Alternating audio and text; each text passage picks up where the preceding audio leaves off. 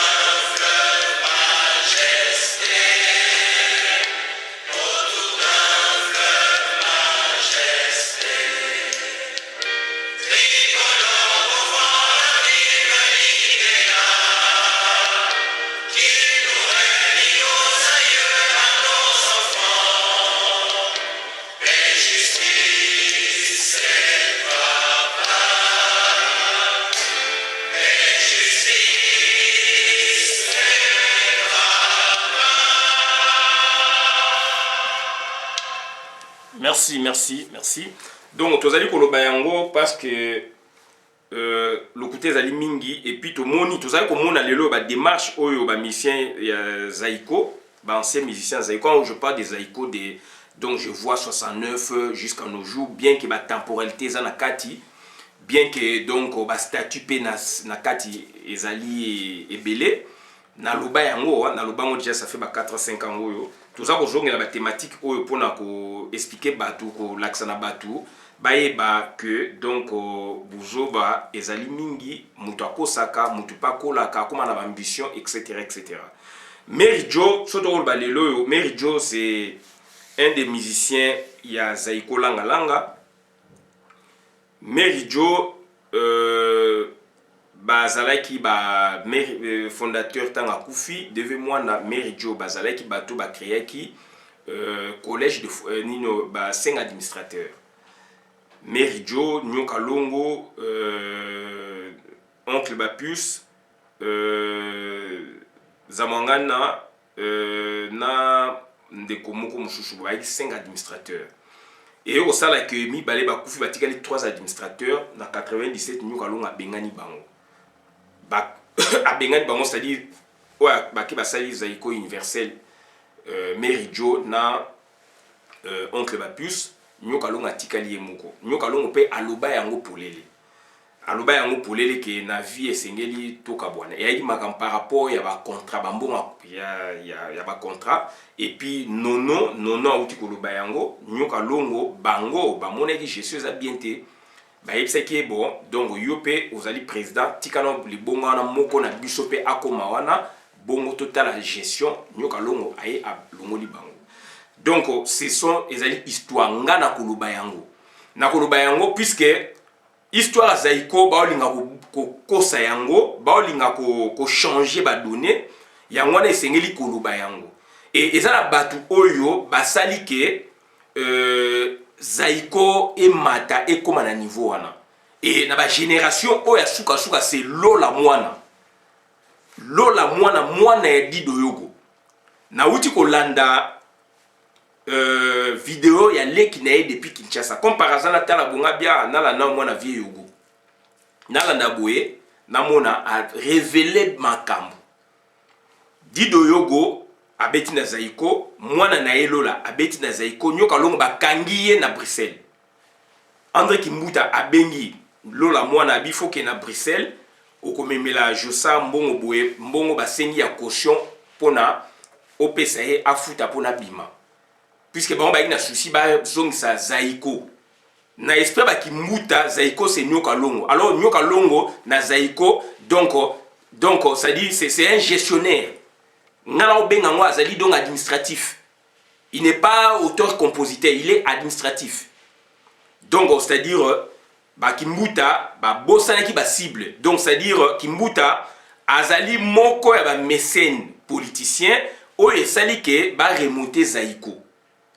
ba remonter Zaiko par Lola Mwana et c'est Lola qui a tout organisé na Kinshasa to landi Kimbuta en tant que gouverneur a son ba mituka a pesi ba administratif ya ville dont Lola Mwana na $5,000 likolo Nyoka Longo mutuka oleke comme la Lola Mwana a récupéré mutuka wana a pesa mwana oya ye qui n'est même pas musicien. Voilà l'esprit qui caractérise Nyoka Longo. Le Nyoka Longo a un problème na Verkis.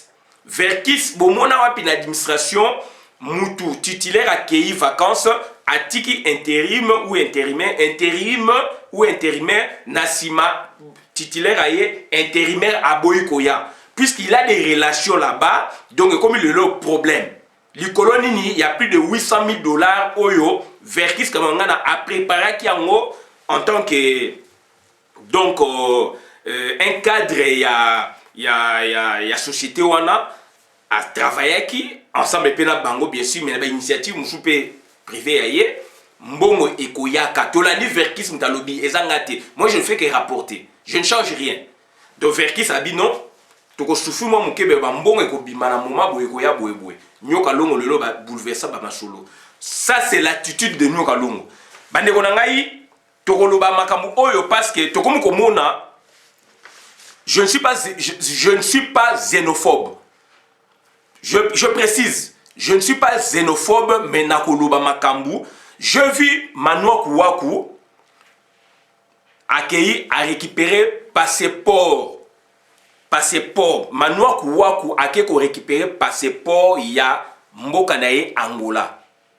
Ça mangwana salango. Manoa Koulela saliango.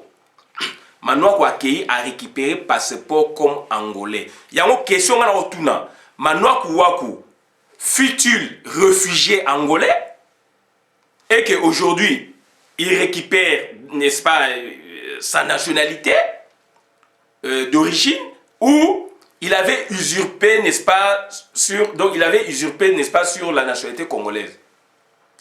Donc, raison pour laquelle, dans sa vidéo, il y a Zaïko. Dans Zaïko langa, est-ce que ezali Zaïko congolais, Zaïko langa du Congo ou Zaïko langa de l'Afrique? Tout le monde a Trioma Jessi. Tout le monde a Sosoliso. Trioma Jessi à Sosoliso. Ça, c'était une autre temporalité, une autre histoire. Trioma Jessi, il y a Sosoliso. Bah, où t'as qui n'a orchis et VV. Après autant d'années, tu vois Trioma Jessi d'Afrique. Bah, bêta même n'a parlé du peuple. Bah, ça va tourner en Europe. Tout le monde y bango. Donc, c'est-à-dire, ça nous a donné matière à réflexion et on avait compris déjà en son temps. Donc, Trioma Jessi, Sosoliso ya Trioma Jessi, et nous avons une époque où Angola et ceux qui ont une indépendance. Donc, c'était des gens tout le monde congolais. Bien que dans CCC, ou azali Congo Brazza, ou azali congolais, ou azali angolais. Donc, Saksakoul azali congolais. Mario Matadidi Mabele Mario, donc azali angolais. Et puis donc Loko Masengo oui, yé azali donc Congo Brazza. Et à l'époque il y a Trioma Jessi, on ne parlait pas des nationalités. À l'époque de Trioma Jessi, on ne parlait pas des nationalités. Donc dans leur statut, donc l'orchestre, puisque c'est une entreprise, fut une entreprise congolaise, d'après mon entendement, d'après raisonnement, d'après compréhension. Mais quand maintenant, le Trioma Jessi devint Trioma Jessi d'Afrique, ça c'est une autre réflexion. Là maintenant, l'orchestre, maintenant dans leur statut, il y a nationalité ni. Trioma Jessi d'Afrique. Tout le monde les acteurs sont là. Il y a le Trioma Jessi d'Afrique. Et l'uni Kolobanini. Donc Trioma Jessi d'Afrique, c'est-à-dire dans l'orchestre, il y a 3 personnes de nationalités différentes. Donc nous avons donc, c'est-à-dire Saksakoul qui est congolais. Nous avons Matadine Mabele, donc Mario qui est angolais. Il a recouvré sa nationalité, il n'a pas honte, il a fait tôt. Ça, c'est un précurseur, c'est quelqu'un à féliciter. Ça, c'est un précurseur et c'est quelqu'un à féliciter. D'après mes recherches sur Trioma Jessi, il y a Sosoliso et Kitaki Mouke à cause naïe ou grâce naïe, puisque cette fois-là maintenant, accueilli na mboka oya bango, a gardé contact na bandeko na ye, a gardé ki ndeko me akei na mboka oya bango, o babengi Angola. Il n'a pas eu honte. Angolais eu indépendance le 11-75. Manouakou était dans Zaïko. Cette fois-là, maintenant, Manouakou était de quelle nationalité? Ma question est là. Est-ce que fut-il réfugié? Manouakou fut-il réfugié? Nyoka Longo fut-il réfugié? Le deux là, Deve Mwanda fut-il réfugié? Puisqu'ils sont des nationalités angolaises. Et qu'aujourd'hui, Manouakou Wakou, l'année passée, il a recouvré, n'est-ce pas, sa nationalité, donc d'origine, donc sa nationalité, donc angolaise.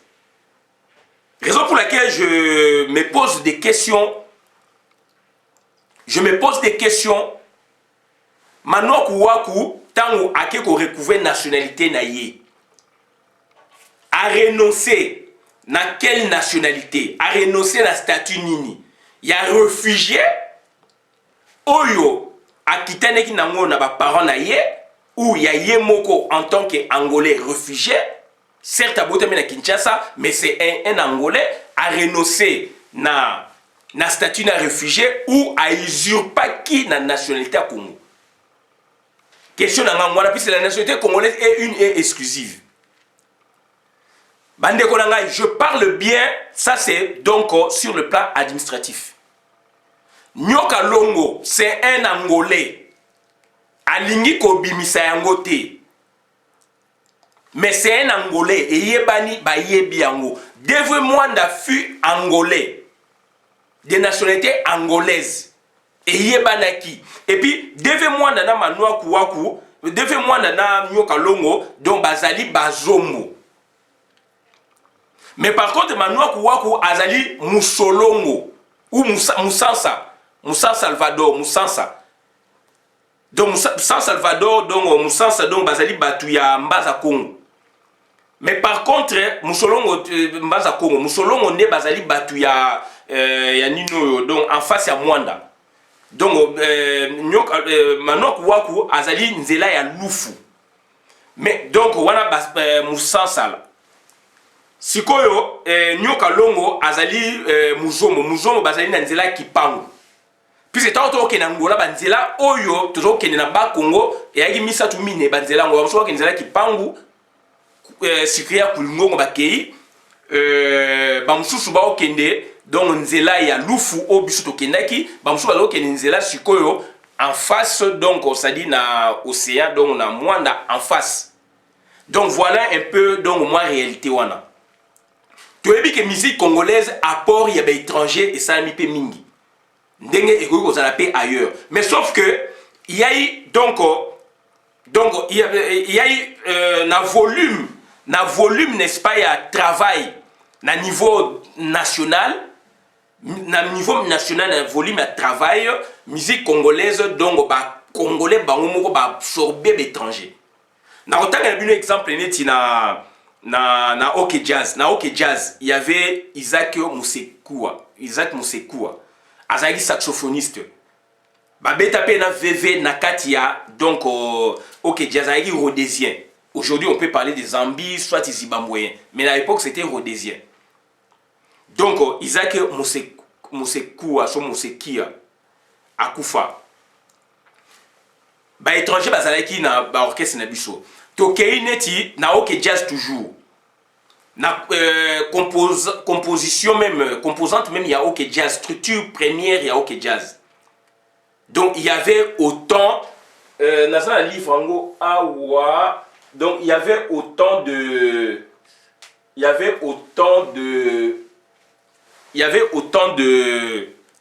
Congo Brazzavillois. Bazalaki ne belé na ossature ya liboso taba créé OK Jazz.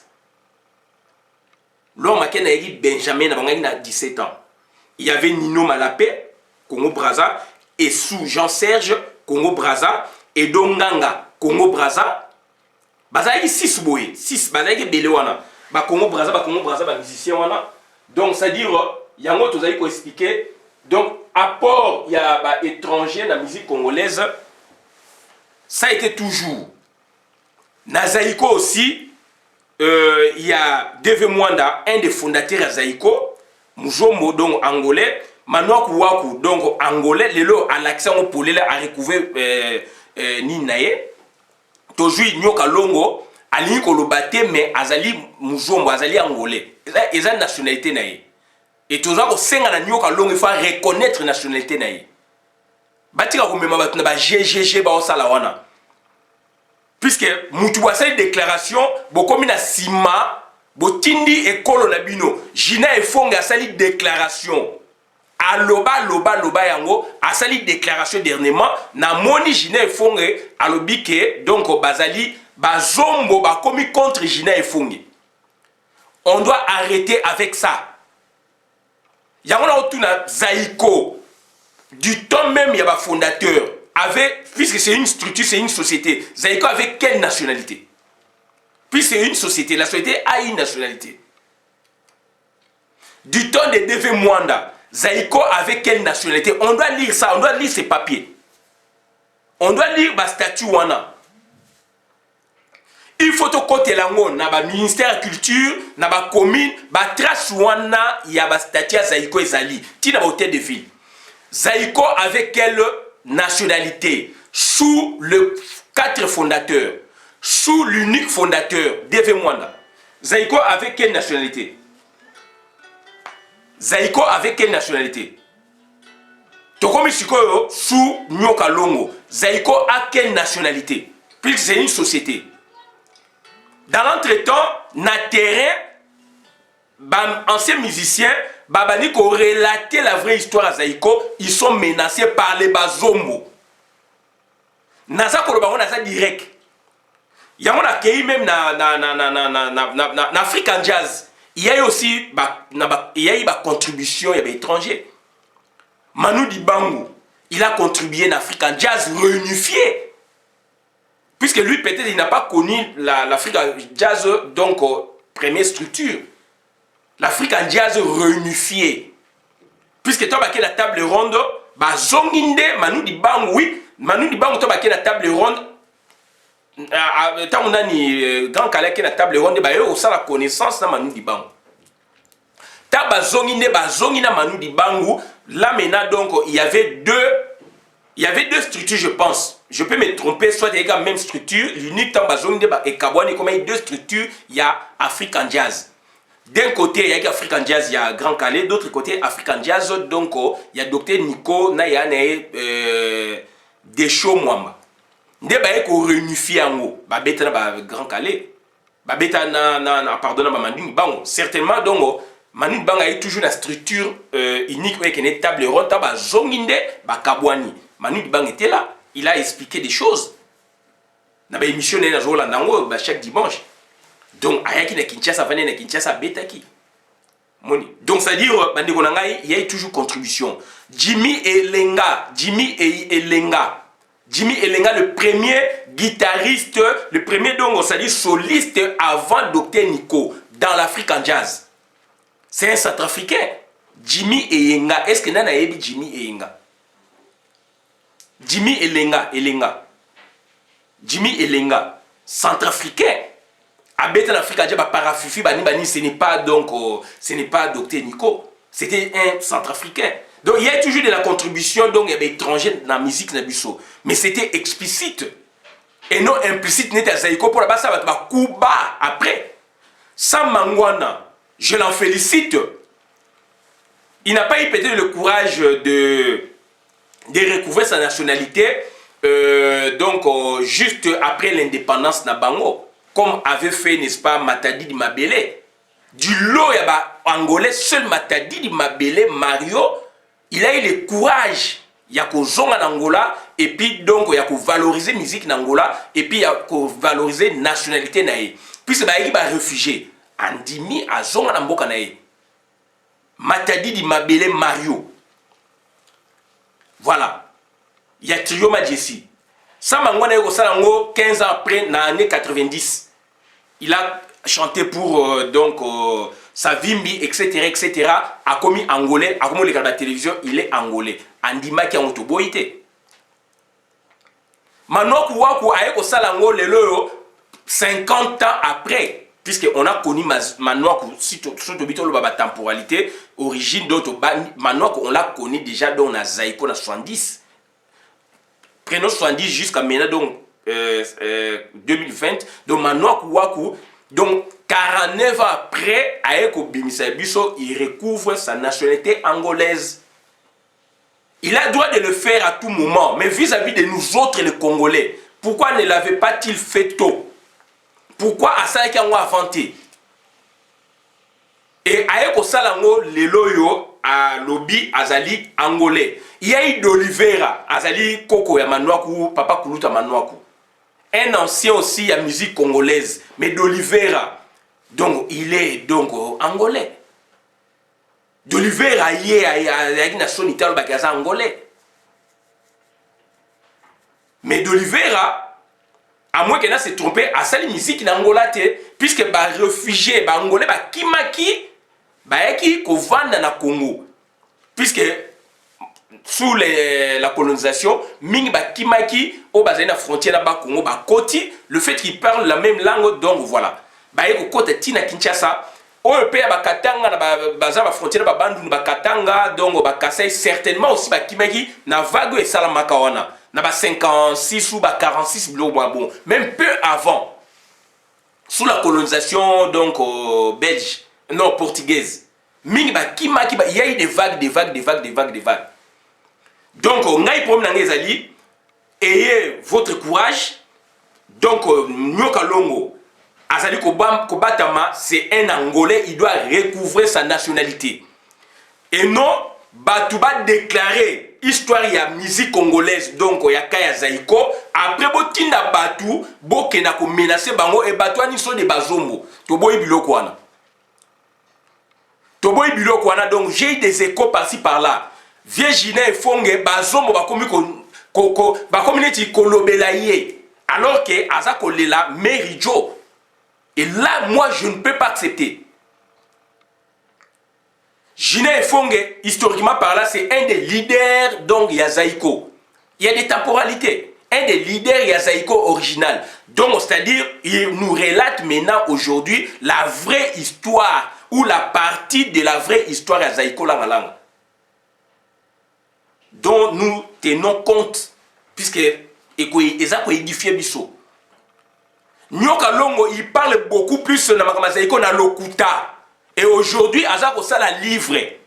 Livre na linga cha atoni sango na lokuta na ye. Yango ba biso yo to bane ko sala livre depuis 2011. To boya ko publier en plus to loba yango lokuta za mingi na Zaïko. To sala ba méthode que to poussa bango ba loba. Nous avons des vidéos datant de 2013, 2012, 2013 sur Zaïko 2014. O to poussa batu wana ba loba. Et on a vu vague bateau ba komi koloba. Puisque histoire na bango toza na terrain to ebi batu o ba zalaki na bango ba yesa so makambe na ba télévision et autres makambe susu.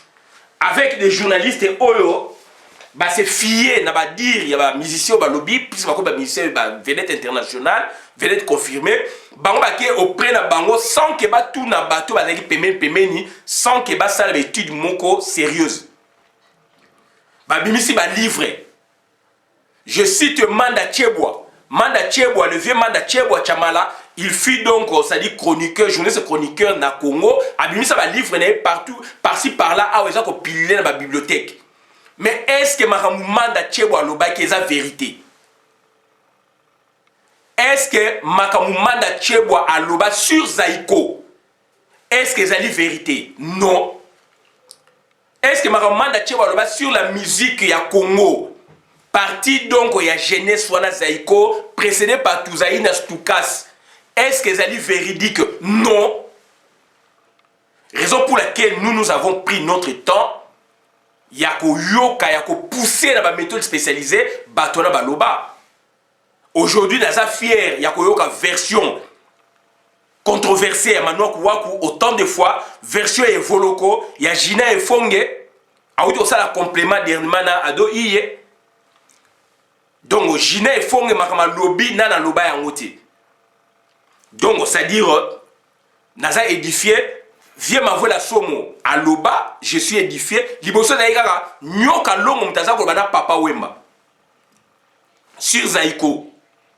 Et bah falsifier qui histoire, bah tu m'as falsifier histoire à Zaïko. Tout les autres sont na nyoka longo, tous les autres sont na papa wemba na Zaïko, alors qu'il y a différence entre Zaïko, clan Zaïko, Zaïko, clan Langa Langa, clan Zaïko. Et leurs orchestres respectifs, s'il vous plaît. Je me répète, il y a une différence entre Zaïko, clan Langa Langa, clan Zaïko et leurs orchestres respectifs. Tout ça est donc mélangé. Donc, comment il composite? Donc, il fallait un travail de terrain, un travail vraiment donc assidu pour que acteur Moussou Baloba. Et contredit bat mususu nyoka longo to bimisa na trou na ye aloba na ba makamo biso to sala ba méthode spécialisée to larga ba vidéo et lobby sa bango et nyoka longo aloba contradictoire et aujourd'hui asa ko tinda ba ndeko ne ba zombo pour ba menacer Gina et Fonge et donc toza ko tia nyoka longo mise en garde puisque azali ko sala livre. Livre na zako sala ninge acha lokuta 50 ans anniversaire à Zaïko et Zali ya Zaïko ya yete. Ya Zali na 23 ans ya Zaïko o ya ye. Et Zaïko on a pris photo la statue ni Zali wana. Yango to bengi Zaïko na ye personnalisé et ça a devé moi daté. Et ça a dé le Marcelin té. Et Viedé le Marcelin, le fondateur, un des fondateurs ya Zaïko, nyoka longo akomi ko kangamana ye ou ya akomi ko kangamana nyoka longo pour na ba fausser histoire. Je ne parle pas de le Marcelin, donc nyoka longo alingi ko se servir na fondateur pour na ba boma la vraie histoire ya Zaïko ou ya clan Zaïko tozali wana. Na yaki musicien te mais nazali donc chroniqueur de musique. Na ko contredit ye nyoka longo na contredisa ye. Na ko contredit Manoa Kouakou, na contredisa Manoa Kouakou. Tant que c'est venu Makamaka Vacha, yé batine ba fonete lokuta. Ça s'est prouvé. Ça s'est prouvé. Et vous le kaloba yango ba vidéo na yé kala.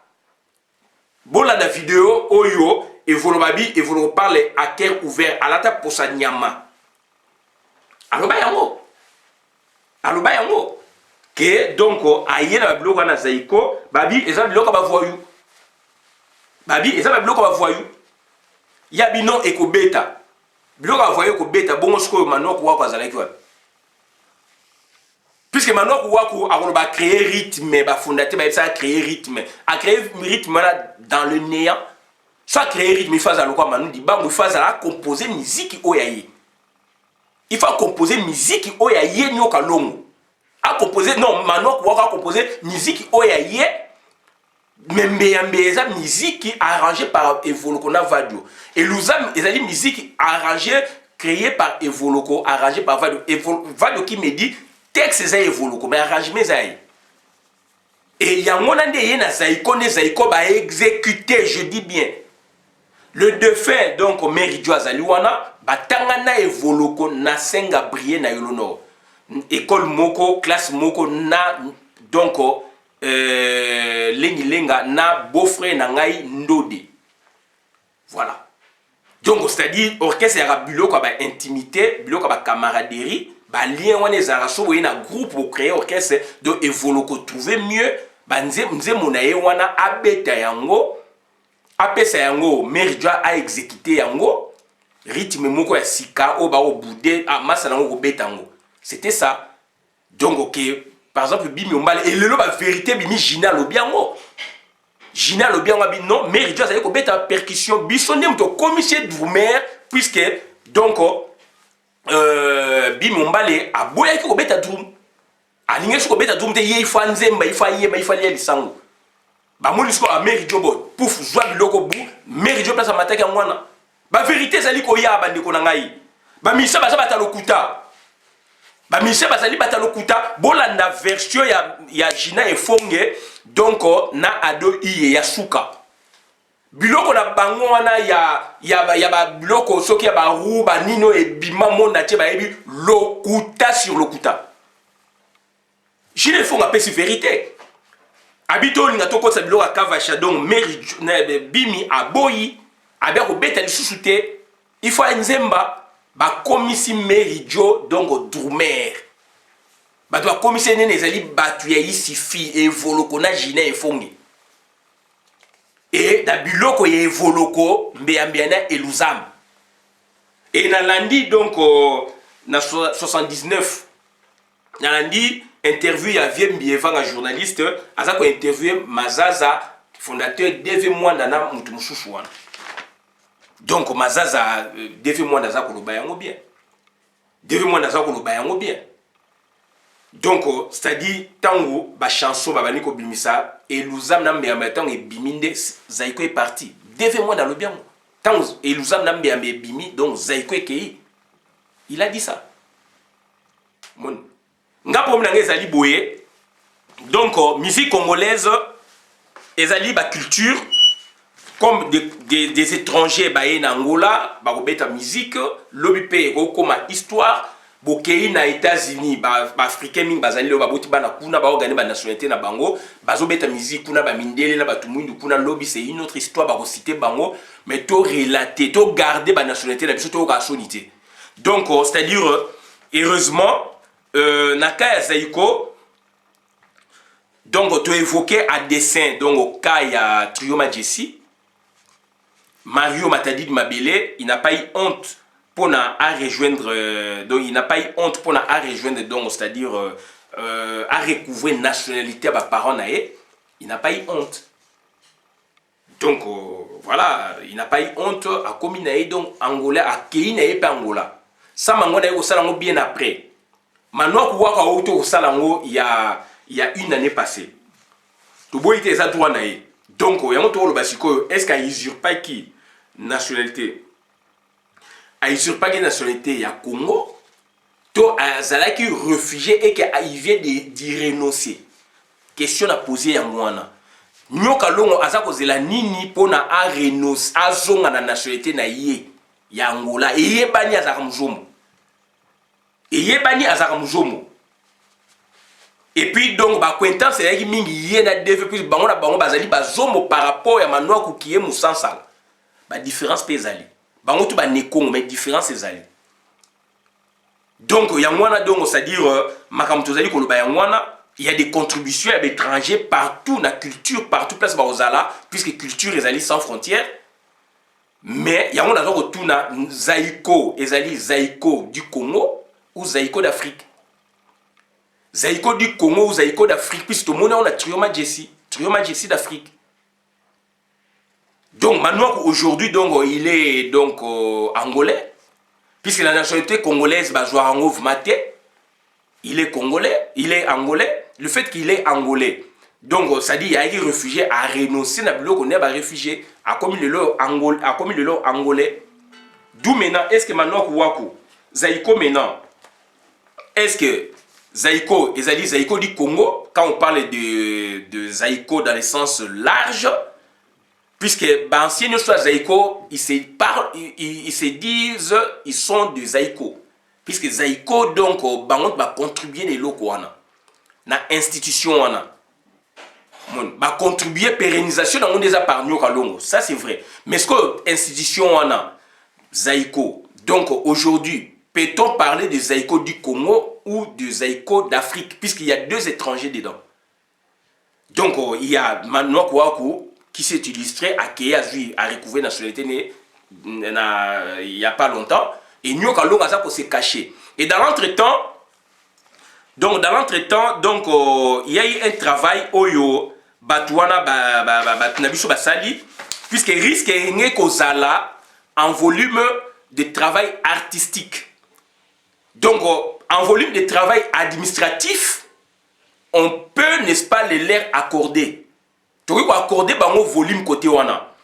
Côté gestion, et on peut se demander, se poser des questions, pourquoi Zaïko il y a 4 fondateurs, Zaïko comme il y a fondateur moko. Deve Mwanda et Deve Mwanda za mujombo et nyoka longa zai azapi mujombo. Dans notre temps waku azali musansa do bango tu ba ngolais.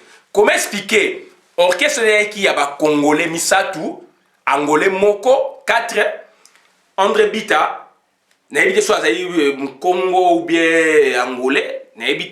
Mais André Bita, donc tout aza congolais, Henri Mongombe congolais, Delo Marcelin congolais, Deve Mwanda angolais. Deve Mwanda ne se le cachait pas. Mais comment expliquer? Donc un angolais, il a bouffé 3 fondateurs.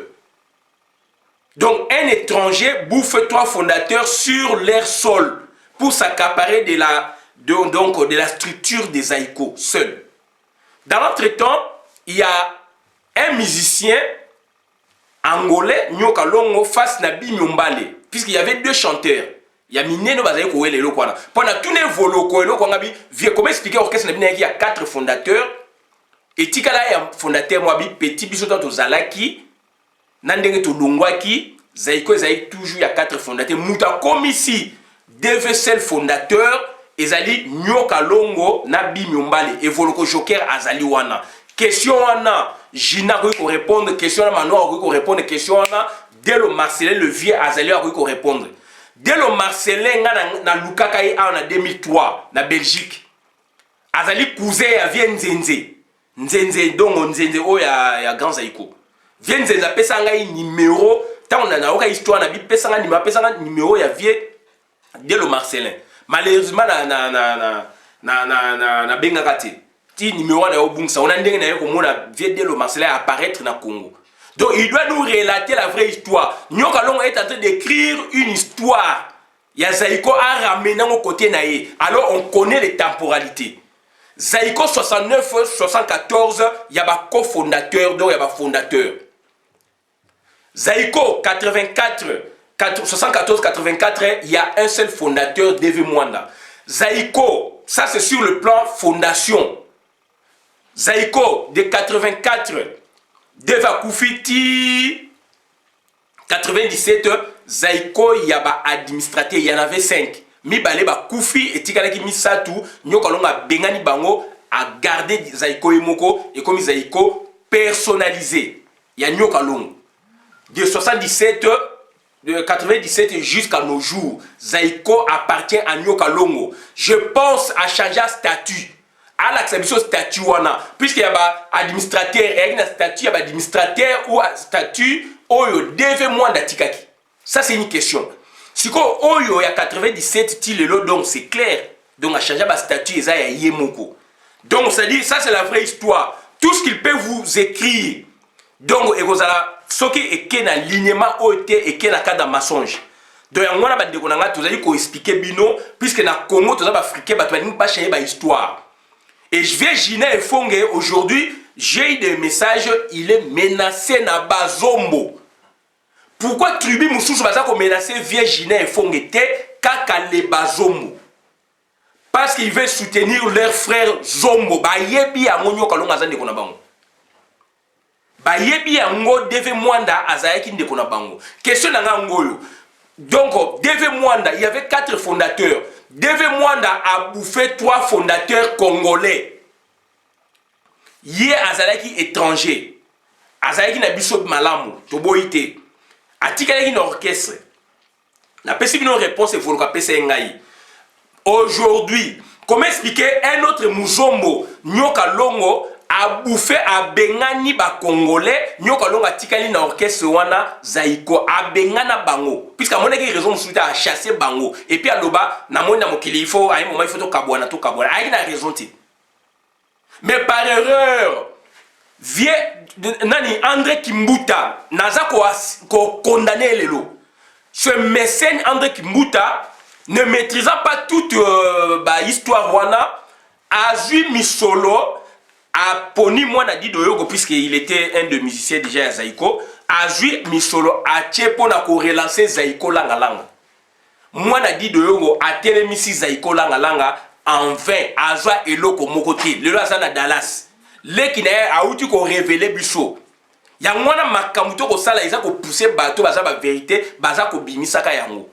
Et un mécène gouverneur de la ville mbongo ya ville a tiango na orchestre pona ba étranger pona Muzombo asaka na ba congolais André Kimbuta. André Kimbuta moni makamu oyo olukaki lelo na Congo côté musique wana Zaïko pona yo ke Zaïko Nyoka Longo, Zaïko est Nyoka Longo, Nyoka Longo n'est que gestionnaire, n'est qu'un administratif, il n'est pas compositeur.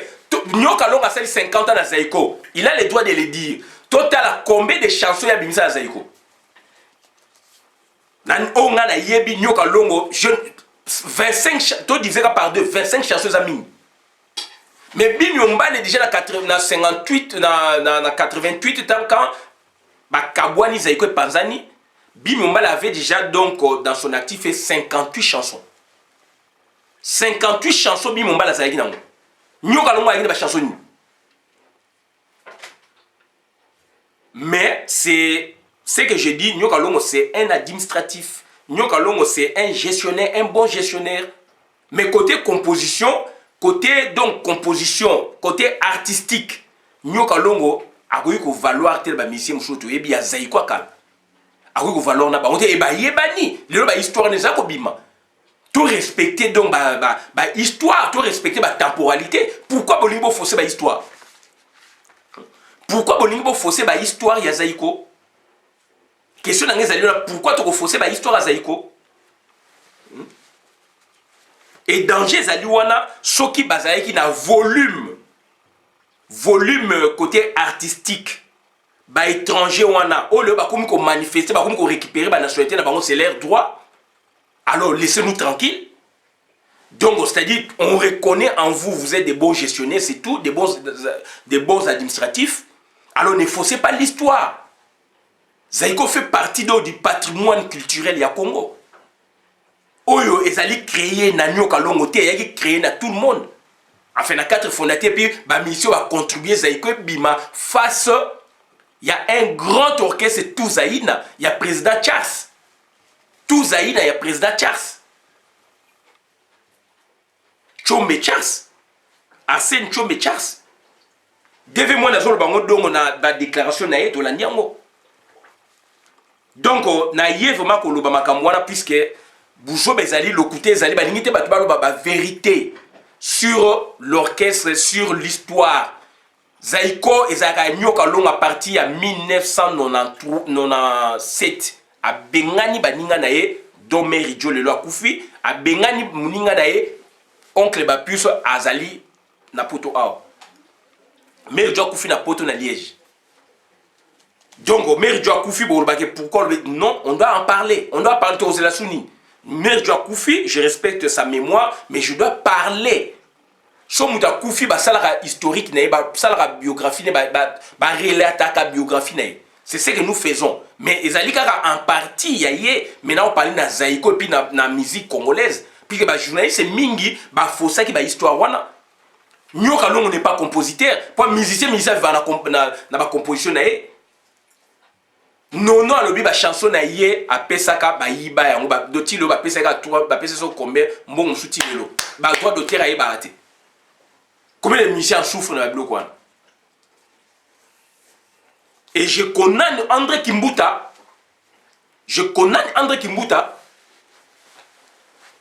Zaïko oh yo André Kimbuta. Oh yo kaki na mwe elengi. Oh yo lingaki Jossard. Orchestre des a remonté na Jossard. Banze mo ya beta ka kuna ba concert za banze mo na Jossard a composé combien de chansons? Là maintenant je m'adresse na mécène André Kimbuta. Namboka l'état na biso au promouvoir un étranger parce que étranger là a cassé ba congolais. Et oyeba ki yango pe monaki yango. Na bité que o sali au promouvoir Zaïko na boyango te, mais na bit du moins il fait ça la mesurer. Moi na dit doyogo o sepeli na ye o moni na ye étoile wana ye mutu a encadrer Zaïko yem Zaïko cartonné. O tindie la mission.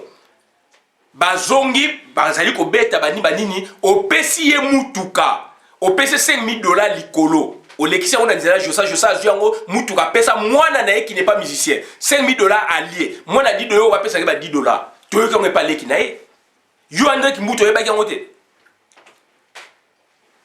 bande ko na ngai mboka ya sika ekoya babuso bana ekosila ba désordre oyo nyoka longa ko tia na sokoda ekosila naza ko lobango lelo. Ba menace oyo comme ko menacer ba musicien Zaïko puisque bazo ba vérité ekosila to ebi ko zali blender yo no ka longo to ebi ko za blender le loyo bo zali ba politicien boko ba politicien bozu ba bozu ba renfort côté politique boko ba intouchable mboka lobby ekoya ekosil sabino bo zonga na ba nationalité na bino ezali ba droit na bino. Heureusement, on avait des musiciens congolais talentueux en volume artistique, des travail artistiques, vous ne valez rien. Vous ne valez rien. Dans la temporalité, nous tout. Zaïko a bâti au bimisi combien de chansons. Zaïko yo linga bâti que là, ninga bâti que lui en wana. Au bimisi combien de chansons. Mais on a vivre dans on a ba bralima na ba boui na ba boui. On est ko biloko terrain. Na ba relation vous créer. Falsifier l'histoire, non, nous sommes là. Comment yo lingo comment biso comment biso to yebi. Falsifier l'histoire, non. Jina e fonga lobengo ezamba liboso ta lobaka ngo. Ba fondateur na bino ba bifo ba longa ba musicien oisif, improductif et ça la partout. Empire bakuba salaka ngo. Empire bakuba salaka ngo qu'est-ce que nous ba longa ba musicien improductif ou oisif. O ba bo produit oisif ba longo la bango ba ju décision Jina et Fonga a contourné en haut avec la complicité il y a DV Mwanda un des fondateurs. Jina et Fonga biloko na lo bangote Jina et Fonga biloko na lo bangote bande ko nanga do bozana pasi quand vous vous comportez comme ça biso to kozala très hostile na bino na lo kuta bozana ngo ya on a zo tuna Zaïko ezali Zaïko du Congo ou Zaïko d'Afrique. Zaïko du Congo ou Zaïko d'Afrique. Manoko Waku a recouvert une nationalité naïe. Toboïté. Mais pourquoi Asala qui a inventé? Pourquoi Manoko Waku Asala qui a inventé? A exploité, donc, c'est-à-dire, donc, bah, privilège nous tout na Congo. Aujourd'hui, maintenant, Aligné a kené de l'autre côté pour exploiter deuxième chance naïe à vie naïe côté artistique na mboka naïe avec l'expérience acquise na Congo. Avec l'expérience acquise na Congo. Kavacha muta créé ngo Manoko Waku te. Manoko Waku ne fut que exécutant. Meridio ne fut que exécutant. Rythme wane uti na yolo Evoloko, Vadio Mambenga, Jina Fonga Ebima Solo, Papa Wemba Ebaki, c'est Evoloko na Jina, Vadio Mambenga. Rythme na tempo wana ya Kavache uti na yolo. Baboya kako même na Zaiko. Jina Fonga le la pese ba piste. Jina et Fonga le la pese ba piste. Et Chora de Mukoka na landa ye, maillot jaune.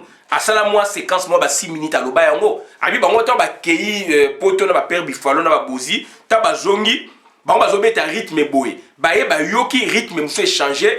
Donc, il respecte quand même Manouaku. Bah, côté qui n'est pas court. Bah, la guitare moussou pour la balle là, style au Zaiko abimisi. Style au Zaiko abimisi. On Manouak abimisi ex nigilo d'Alénia. C'est un auteur-compositeur. Il y a une musique. Donc, il y a un texte de chansons. Il y a un texte de chansons donc, qui a été déchiffré. Nazaiko qui a été déchiffré wapi et pas Vadio. Ne volo. Et Luzam mbea mbea. Et ça, il y a des économies qui exécuter. Jina, ils font encore à relater en haut. Na Shanghai et pas Evoloko. Et pas Botine na Bukavu. Na tunnel. Shanghai, ils ont empêché là-bas. A comme même à Tiki Gombe, pas d'avoir comme qu'on va répéter qu'à Evoloko. Bazo Kenelango na Zaiko. C'est ça la vérité. Le début, la vérité, Baniko Bima. Jina, ils font à l'opinion sur terre. Donc, ba répétaka ne volo balala kisika moko ba répétaka bazo me mabiloko na bango ba répétaka wande ba kenango na Zaiko na loba ba vidéo ça fait ba 5 à 6 ans yango biloko ay volo ko ay na deux volo na orchestre privé Vadio à partir de Luzam a combien d'orchestre privé ay na Vadio ba travailler à kuna place à côté qui Gina à côté papa ou mande biloko wana nde ba travailler na yolo et kena Zaiko pour exécuter. Tout le bango. Le Gina a le bango que Zaiko va aller voloko, va répéter Kawana, soit va répéter bloc, va jouer baké dans la Zaiko. Donc c'est ce que nous avions dit. Et Voloka bête à la guitare, c'est un accompagnateur. Et Gina encore assez différence entre soliste et accompagnateur. Accompagnateur donc Azali Mutu Oyo, musique n'est un accompagnateur. Et Voloka bête à accompagnement. Na Adolphine na Isifi et Voloka bête accompagnement. Bokoko Sabanani. La vérité est allée et circuler. Donc, biso to kona babilo kwana. Donc, mutako sa mutazalité. Manoa kuwaku naza ko respecter. Mais manoa kuwaku donc Kavacha yete. Kavacha a exécuté au même titre que Meridio. Ba pesa qui na beta yango puisque bima boya ki ko beta ka babilo. Et puis, bah, ça a lien évolué. Bah, tangi classe mon école primaire na Meridio, na Lengi Lenga, na Bofre na Ndode, président, l'invité soit Azaka président et association Bana Yolo, vient Ndode, Azaka na Poto, Bofre na Mtaïf Sangay, bah, tangi na banane, banane. De ça, bah, lié. Bon, qu'est-ce que ça va créer à lié? A préféré appeler ça Mouto, bah, ça est proche que Moutou Boye. Jina il faut illustrer ngo ba répétaner voloko ba biloko ba répétander ba memi ngo na Zaiko et ce sont deux génies à Zaiko bangona yango ba créer ki ba boule na bango ba créer ba structure na bango donc evoloko Jina alobe je complète encore Jina puisque Jina biloko lo bana donc evoloko si ba comme ko répéter na Vadio donc il y a eu des orchestres privés en dehors ya Zaiko voilà. Donc, nous respectons le talent à Batou, mais nous respectons le côté zalaté. Nous respectons le talent à Batou, nous respectons le zalaté. Il y a une vidéo oyo. Donc, dans cette vidéo oyo, Moutou Morote a un droit de menacer Moutou puisse parler de la vérité. Donc, Batou Moussou va comme Makasi dans l'avenir, Moussou n'a pas de Makasi. Et musique, ezali ba chanson. Musique, ezali ba composition. Musique, vivra normal, ba œuvre naïe. œuvre na ezani donc ba chanson nyoka longo n'est pas compositeur à ça 50 ans c'est quoi arobeta tolo azana moins de 25 chansons Bimi déjà na 88 il y a 58 chansons nyoka longo abetika na zaiko oui mais azana moins de 25 chansons et donc moins de 25 chansons et quoi les camé 50 chansons donc moins de 25 chansons. Donc on a dit que on a suivi abonné la vidéo madame la compte de communauté je m'insurge dans le comportement wana azali muzomo a recouvrir nationalité nae je m'insurge contre André Kimbuta eko baby sa musique na biso a PC avantage na un étranger et étranger wana a bengani ba congolais bonamisu et nazo senga la fondateur donc Delo Marcelin à faire attention nyoka longa a utiliser été merci.